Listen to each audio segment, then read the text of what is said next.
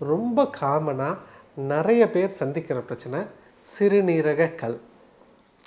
இந்த சிறுநீரக கல் எப்படி உருவாகுது? இருக்கிற உப்புகள் எல்லாத்தையும் குறைந்த அளவு தண்ணியில் வெளியேற்ற நம்ம உடம்பு முயற்சி பண்ணோம். அப்படி ஆகும்போது கிட்னி ஸ்டோனோட முக்கியமான நாசியா அண்ட் வாமிட்டிங், குமட்டலும் வாந்தியும் ஒரு சிலருக்கு கண்டிப்பாக இருக்கும். ஏன் அப்படின்னாக்கா இது என்ன பண்ணுவோம் அப்படின்னாக்கா, இந்த மாதிரி 5mm 6mm கல்லுக்கெல்லாம் சித்த மருத்துவத்தில் நாங்கள் என்ன சொல்லுவோம் அப்படின்னாக்கா, இந்த வெறும் முள்ளங்கிச்சாறு, இந்த முள்ளங்கிச்சாறு எடுத்து நல்லா இடிச்சிட்டு ஒரு ஒரு ஒரு 60 ml வச்சுக்கோங்க முள்ளங்கிச்சாறு. அதை என்ன பண்ணோம் அப்படின்னாக்கா, நம்மளால் தாங்கவே முடியாது, அடைக்கி வச்சே ஆகணுன்ற கண்டிஷனில் வரும்போது பார்த்திங்களா, அப்போ போய் ஒன்று கொண்டோம். அப்போது உள்ளேருந்து ஒரு ஃபோர்ஸான ப்ரெஷர் உள்ளே நம்ம இன்டர்னலாக யூரினை அடக்கி வச்சு ப்ரெஷரை க்ரியேட் பண்ணுறோம். ஹெல்த் கேஃபே நேயர்களுக்கு வணக்கம். நான் சித்த மருத்துவர் சிஎம் சதீஷ்குமார். இன்றைக்கி நம்ம பார்க்க போகிற தலைப்பு என்ன அப்படின்னாக்கா, இந்த வெயில் காலத்தில் ரொம்ப காமனாக நிறைய பேர் சந்திக்கிற பிரச்சனை சிறுநீரக கல். இந்த சிறுநீரக கல் எப்படி உருவாகுது அப்படின்னாக்கா, நமக்கு தெரியும், அந்த உடம்பில் நீர் சத்து வற்றி போகும்போது நம்ம ஒன்று யூரினை அதிகமாக அடக்கணும், இல்லை அப்படின்னாக்கா தண்ணி கம்மியாக குடிக்கணும். இது ரெண்டுத்தினால அங்கே எளிதாக சிறுநீரக கல் உருவாகிறதுக்கு வாய்ப்பு அதிகமாக இருக்குது. அது ஏன் இந்த வெயில் காலத்தில் ரொம்ப அதிகமாக வரணும், ஆனால் குளிர்காலத்தில் நமக்கு அதிகமாக சிறுநீரக கல்லோ சிறுநீரக அந்த வலியோ அதிகமாக வரதில்லை. ஆனால் சம்மர் டைமில் ஏன் வருது அப்படின்றத பார்த்துக்க. ஏன்னா கிட்னி இந்த ரீனல் கல்ஸு சிலருக்கு திரும்ப திரும்ப வந்துகிட்டே இருக்கும், ரெக்கரண்ட்டாக நிறைய பேருக்கு வந்துகிட்டே இருக்கும்.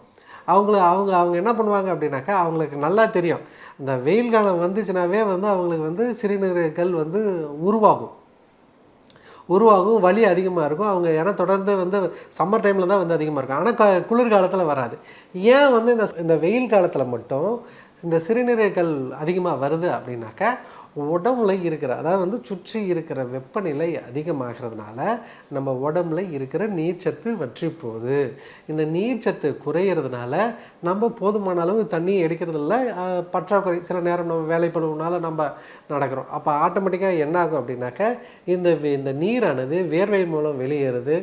நீர் மறுபடியும் இந்த சம்மர் காலத்தில் நம்ம அதிகமாக தண்ணி எடுத்தாலும் நம்ம உடம்புக்கு அந்த ஃப்ளூயிட் மெட்டபாலிசத்துக்கு தண்ணி நீர் உடம்புலேயே ரிட்டன்ஷன் ஆகிடும், நீர் சேர்த்து வச்சுக்கும் அந்த உடம்பை பாதுகாக்கிறதுக்காக. அதனால் என்னாகும் அப்படின்னாக்கா, வெளியேற்றுற தண்ணியோட அளவு நமக்கு கம்மியாகும். ஆனால் இருக்கிற உப்புகள் எல்லாத்தையும் குறைந்த அளவு தண்ணியில் வெளியேற்ற நம்ம உடம்பு முயற்சி பண்ணோம். அப்படி ஆகும்போது எளிதாக அந்த நமக்கு அந்த கிட்னியோட அமைப்புகளில் சின்ன சின்ன மடிப்புகளை தாண்டி தான் இந்த சிறுநீரானது வெளியே, இதில் இருக்கிற உப்புக்கள் அந்த மடிப்பில் எளிதாக படியும்.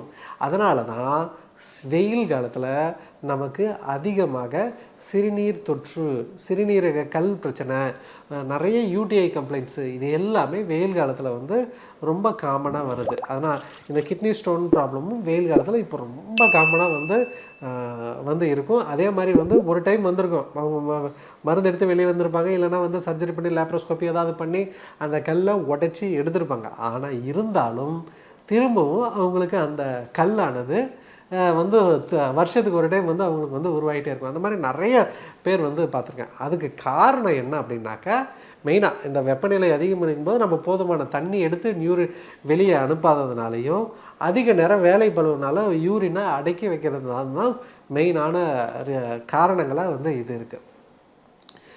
இப்போ இந்த சிறுநீரக கல் பிரச்சனை நமக்கு வந்ததுன்னா எப்படி நம்ம கண்டுபிடிக்கிறது? சிலருக்கு ஆரம்ப கட்டத்த நிலையில் இருக்கும், சிலருக்கு ரொம்ப தெரியாது. அதாவது சிறுநீரக கல் பேஷண்ட் வரும்போது அவங்க தெளிவாக சொல்லுவாங்க, நமக்கு அவங்களுக்கு ரேடியேட்டிங் பெயின் இருக்கும், அதாவது பரவுற வலி தொடர்ந்து இருக்கும். பேஷண்ட்டுக்கு கேட்டிங்கனாக்கா அவங்க என்ன சொல்லுவாங்க அப்படின்னாக்கா, இந்த இடுப்பு பகுதியிலிருந்து இந்த முன் பக்கத்துக்கு வலி கீழ் இறங்குற மாதிரி பரவும். ஏன்னா அந்த கல் ஒன்று கிட்னியில் இருக்கா, இல்லை அந்த கிட்னிலேருந்து வெளியில் அந்த ஜங்ஷனில் இருக்கா, இல்லை யூரித்ராவில் இருக்கா, இல்லை கீழே பிளாடர்கிட்ட ஏதாவது மாட்டியிருக்கா, அது எந்த இடத்துல இருக்குதோ அவங்களுக்கு அதுக்கு தகுந்த மாதிரியான வலி இருக்கும். அதே மாதிரி கல்லோட சைஸ் ரொம்ப முக்கியம். ஏன்னா கல் சில நேரம் ரொம்ப பெரிய சைஸாக இருக்கும். சிலருக்கு வந்து 4 mm 5 mmலாம் இருக்கும். சிலருக்கு வந்து 10 mm 18 mm 21 mmலாம் வந்து நாங்கள் பார்த்துருக்கோம். அது ஜங்ஷனில் வந்து கரெக்டாக வந்து மாட்டிக்கும். அதனாலேயே அவங்களுக்கு வந்து வலி வந்து ரொம்ப அதிகமாக இருக்கும். ஸோ அந்த கல்லானது உருவாகி வந்து நமக்கு அந்த அது எந்த இடத்துல இருக்கிற தகுந்த மாதிரியோ அதுக்கு தகுந்த மாதிரி வந்து வலி இருக்கும். இடுப்பிலிருந்து முன்பகுதி வயிறுக்கு வலியானது பரவி கீழே இறங்கும். சில நேரம் அதாவது ஒரு சிலருக்கு வாந்தி வந்து எடுக்கும். அது கிட்னி ஸ்டோனோட முக்கியமான நாசியா அண்ட் வாமிட்டிங், குமட்டலும் வாந்தியும் ஒரு சிலருக்கு கண்டிப்பாக வந்து இருக்கும். ஏன் அப்படின்னாக்கா அவங்களுக்கு ஆட்டோமேட்டிக்காக வந்து அந்த கல் வந்து அந்த பாதையை வந்து அடைக்கிறதுனால அவங்களுக்கு அந்த குமட்டல் வந்து உருவாகுது. அந்த குமட்டலும் வாந்தியும் வந்து ரொம்ப அதிகமாக இருக்கும். அதே மாதிரி ஸ்டோனோட டைப்பை வச்சு அது இருக்கிற இடத்த வச்சும் வலி வந்து ரொம்ப அதிகமாகும். நாங்கள் சித்த மருத்துவத்தில் நான் பார்த்த பேஷண்ட்டு சிலர் வந்து 5 mm 6 mm கல்லுக்கெல்லாம் ரொம்ப பயந்துட்டு வருவாங்க. நான் மேக்ஸிமம் வந்து இந்த 5 mm 6 mm கல்லெல்லாம் கரெக்டாக தண்ணி குடித்தாங்களாவே வெளியில் வந்துடும். கரெக்டாக தண்ணி குடிச்சிட்டு இந்த யூரின் அவுட்ஃப்ளோவை வந்து கரெக்டாக கொண்டு போனாங்கனாவே இந்த 4 mm 5 mm 6 mm பைப்பெல்லாம் வந்து வெளியில் வந்துடும். சில டைமில் அது வந்து ஒரு சிலருக்கு வராது. ஏன்னா அது கொஞ்சம் அப்படி திரும்பி நின்று போயிட்டு வந்து கொஞ்சம் அடைச்சி நிற்கும். ஏன்னா டக்டோட சைஸுக்கு தகுந்த மாதிரி அது வந்து கரெக்டாக வந்து போய் மாட்டின்னு நிற்கும். இது என்ன பண்ணுவோம் அப்படின்னாக்கா, இந்த மாதிரி 5 mm 6 mm கல்லுக்கெல்லாம் சித்த மருத்துவத்தில் நாங்கள் என்ன சொல்லுவோம் அப்படின்னாக்கா, இந்த வெறும் முள்ளங்கிச்சாறு, இந்த முள்ளங்கிச்சாறு எடுத்து நல்லா இடிச்சிட்டு ஒரு ஒரு ஒரு 60 ml வச்சுக்கோங்க முள்ளங்கிச்சாறு. அதை என்ன பண்ணோம் அப்படின்னாக்கா, ஒரு 1/2 லிட்டர் தண்ணியில் வந்து கலந்துடணும். இந்த 1/2 லிட்டர் தண்ணியில் இருந்து காலையில் 4-5 மணிக்கெல்லாம் குடிச்சிடணும். குடித்த பின்னாடி அந்த யூரின் வந்து போகக்கூடாது. நல்லா அடக்கணும். கொஞ்சம் நல்லா ப்ரெஷர் கொடுத்து வந்து அடக்கி பிடிக்கணும். நல்லா எவ்வளோக்கு எவ்வளோ ஹோல்டு பண்ண முடியுமோ அவ்வளோக்கு எவ்வளோ அடக்கி பிடிக்கணும். அப்போ என்ன ஆகும் அப்படின்னாக்கா, இந்த முள்ளங்கி சாருக்கு வந்து முக்கியமான ஆக்ஷன் என்ன அப்படின்னாக்கா, நீர் பெருக்கை செய்கை உண்டு. டயூரிட்டிக் ஆக்ஷன்றதை சொல்லுவோம். இந்த டயூரிட்டிக் ஆக்ஷன் இருக்கும்போது அது என்ன பண்ணும் அப்படின்னாக்கா, யூரின் அவுட்புட் அந்த இதை வந்து அதிகப்படுத்தும். ஒன்றுக்கு போகிற இன்டென்சிட்டியை வந்து அதிகப்படுத்தும். இந்த 1/2 லிட்ரு இந்த 3/4 லிட்டரு தண்ணி நம்ம குடிக்க என்ன பண்ணோம் அப்படின்னாக்கா, அது கொஞ்சம் கொஞ்சமாக ப்ரெஷர் வந்து பில்டப் ஆகும் உள்ள அந்த ஃப்ளோ நம்ம அடைக்க வைக்க. அப்புறம் நம்மளால் தாங்கவே முடியாது, அடக்கி வச்சே ஆகணுன்ற கண்டிஷனில் வரும்போது பார்த்திங்களா, அப்போ போய் ஒன்று கொண்டோம். அப்போது உள்ளேருந்து ஒரு ஃபோர்ஸான ப்ரெஷர் உள்ளே நம்ம இன்டர்னலாக யூரினை அடக்கி வச்சு ப்ரெஷரை க்ரியேட் பண்ணுறோம். அந்த ப்ரெஷர் வந்து ஃபோர்ஸாக வெளியில் வரும்போது இந்த 4 mm 5 mm 6 mm கல்லெல்லாம் என்ன பண்ணோம் அப்படின்னாக்கா, அந்த ப்ரெஷர்லேயே வந்து அடிச்சுன்னு வெளியில் வந்துடும். இந்த சின்ன சைஸ் கல்லெல்லாம் இதுக்கெல்லாம் பெரிய மருந்தெல்லாம் ஒன்றும் தேவையில்லை. சிலருக்கு தேவைன்னாக்கா நம்ம நீர் பெருக்கை செய்யக்கூடிய மருந்துகள் அதை என்னன்றதை நான் சொல்கிறேன் உங்களுக்கு. இதை சொல்லுவோம். அதுக்கு மேலே இருக்கிற சைஸ் தான் வந்து என்ன பண்ணோம் அப்படின்னாக்கா, நம்ம அந்த மாதிரி பண்ணும்போது சில நேரம் அந்த கல்லும் சில நேரம் வந்தது, ஆனால் ஸ்ட்ரகிள் ஆகுது. அவ்வளோ அதுக்கு நம்ம உள் மருந்துகளாக வந்து நம்ம எடுக்க வேண்டியது இருக்குது. ஸோ கல் இருக்குது அப்படின்னாக்கா, வலி இருக்குது அப்படின்னா போய்ட்டு வந்து ஒரு ஸ்கேன் எடுத்து பார்த்துறது நல்லது. எவ்வளோ சைஸ் இருக்குது கல் அப்படின்றத நம்ம பார்த்துடணும். அதை பார்த்துட்டு இந்த 4 mm 5 mm கல்லெல்லாம் நீங்கள் இதை வீட்டில் இப்படி பண்ணாவே போதுமானது. தேவைப்பட்டால் கொஞ்சம் இந்த சிறுகன் பையில் மூக்குரட்டை இந்த மாதிரி சாரெல்லாம் நம்ம கொடுத்தோம் அப்படின்னா டயூரிட்டிக் ஆக்ஷன் வந்து நல்லாவே இருக்கும்.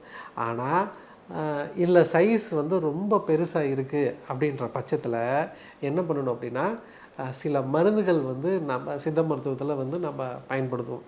கஷாயம் வேணும்னா கஷாயமாக வந்து பயன்படுத்துவோம். இல்லை கஷாயம் வந்து நிறைய இருக்குங்க. நீர்மூழ்கி குடிநீர் இருக்குது, நெரிஞ்சல் குடிநீர் இருக்குது, சிறுகன் பிழை குடிநீர் இருக்குது. தேவைப்பட்டுச்சுனாக்கா வந்து இந்த மாதிரி இதெல்லாம் கொடுப்போம். ஆனால் இது எல்லாமே கொஞ்சம் சைஸ் பெருசாக இருந்துச்சுன்னா இது வந்து மூலிகை தான். இது நாம் கஷாயம் வச்சு நம்ம வீட்டிலே வந்து நம்ம குடிக்கலாம். ஆனால் சைஸ் பெருசாக இருக்குது, வலி அதிகமாக இருக்குது அப்படின்னா கண்டிப்பாக மருத்துவரோட ஆலோசனையோடு எடுக்கிறது தான் நல்லது.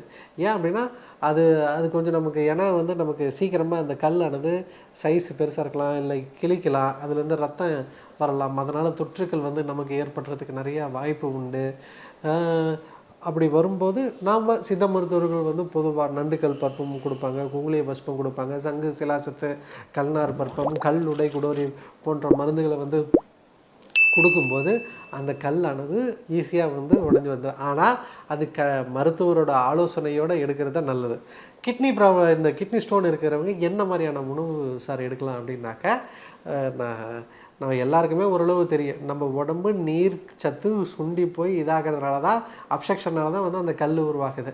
அப்போ நீர் பெருக்கை செய்கையுடைய உணவு இதை நிறைய எடுத்துக்கணும்.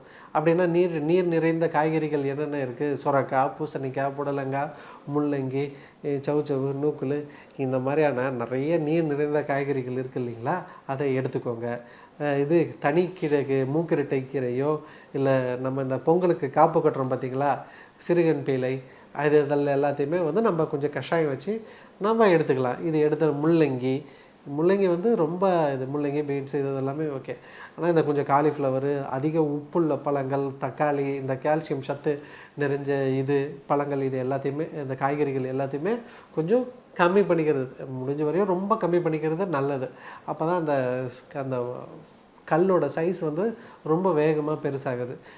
ஆனால் எண்ணெய் பலகாரம், அதிகமான மாமிச உணவுகள் வந்து தவிர்க்கிறது நல்லது. ஏன் மாமிச உணவுகள் தவிர்க்கிறதுனால தான், ஆல்ரெடி கொமட்டல் வந்து இருக்கும், அவங்களுக்கு வலி இருக்கும், கொமட்டல் இருக்கும். அதனால் கால்சியமும் நம்ம உடம்புல அதிகமாக கொடுக்குறத கொஞ்சம் டெம்பரவரியாக கொஞ்சம் கம்மி பண்ணுறதுக்காக நம்ம இந்த மாமிச உணவுகள் இதெல்லாமே கொஞ்சம் தவிர்க்கிறது நல்லது. இதுதான். உப்பு புளியை கொஞ்சம் கம்மி பண்ணணும். ஏன்னா உப்பு புளி இது பண்ணோம் அப்படின்னா, உப்பு புளி அதிகமாகிடுச்சுன்னா உடம்புல நீர் கோத்துக்கிற தன்மையும் அதிகமாகிடும். ஸோ அதனால் கண்டிப்பாக உப்பு புளியை வந்து நம்ம கம்மி பண்ணுவோம். இந்த மாதிரியான உணவுகளையும் கரெக்டான வழிமுறையை நம்ம இது பண்ணோம் அப்படின்னாக்க, ஒரு 10-15 நாள்லேயே வந்து கிட்னி ஸ்டோன் வந்து ஓரளவு நல்லா ரிலீவ் ஆயிருங்க. இதே மாதிரி நிறைய சித்த மருத்துவ குறிப்புகளோட உங்களை மீண்டும் சந்திக்கிறேன். நன்றி, வணக்கம். இந்த வீடியோ உங்களுக்கு பிடிச்சிருந்தா லைக் பண்ணுங்க, ஷேர் பண்ணுங்க, கமெண்ட் பண்ணுங்க. மறக்காம ஹெல்த் கஃபே தமிழ் சேனலை சப்ஸ்கிரைப் பண்ணிட்டு பெல் பட்டனை கிளிக் பண்ணிடுங்க.